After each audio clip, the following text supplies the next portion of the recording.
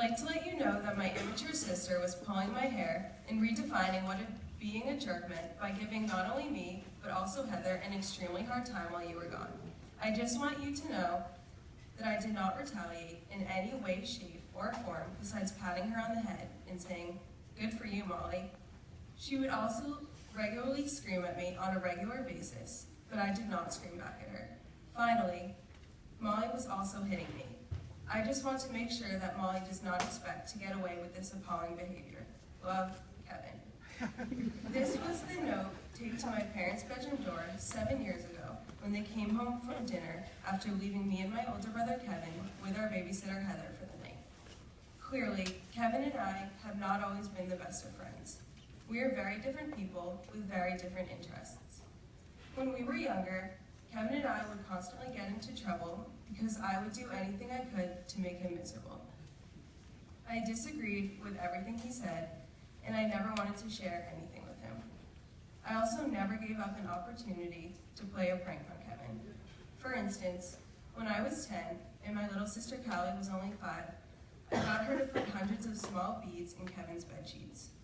When he went to go to bed that night, he was met with a sensation of pins and needles down his spine.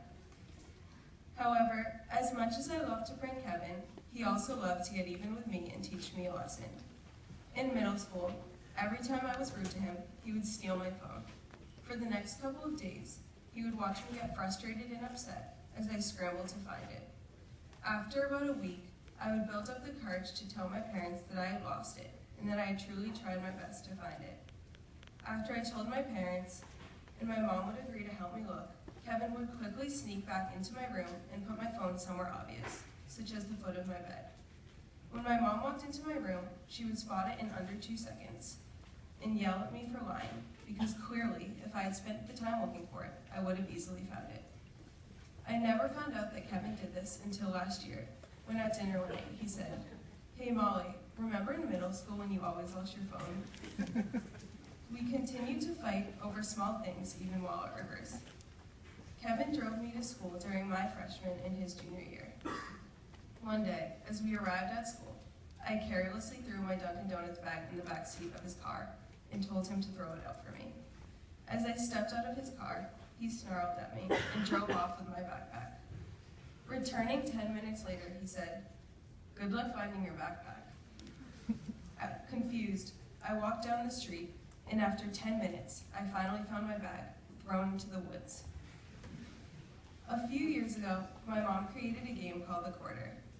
Whoever had a quarter under his or her plate at family dinner would be the special person for the night, and the other family members would take turns saying what we loved about that person. My whole family was willing to do this, but at 7 years old, I was less than enthused about it. While my family went around the table and said things such as, "I love Mom because she is the most caring and amazing person in the world," I would say, "I like Mom because she drives me to dance every Wednesday at 4.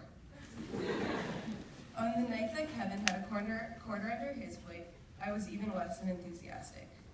After each member in my family shared what they loved about Kevin, and it was my turn to go, I immediately said, "Sorry guys, you should probably skip me because I don't like anything about him." However, my parents never let anyone just skip a quarter turn, so we all sat and waited in silence. Every 10 minutes, my mom would ask, "Molly, anything?" And I would look up and say, "No." Finally, after about an hour, my parents gave up, but they said that one day I would have to make up for it. 10 years later, I finally know what to say. Today, I realize that there are actually so many things I love about Kevin. He has one of the biggest hearts out of anyone I know, and regardless of how many times I've been rude to him, he's always the first one to text me on my birthday and cheer me up when I'm sad. Also, he knows we don't care about the same things or have the same interests, but he always tries to share his interests with me, such as his one passion in life, making and eating burritos. Knowing that I did not share his love for this Mexican delight, he has repeatedly tried to change my mind by making new types for me to sample. I usually decline, but he's determined to share his passion and why he loves them. Although it is something as simple as a burrito, this epitomizes Kevin's personality. He always wants to include everyone in the activities he loves and get them to realize that they can enjoy them too.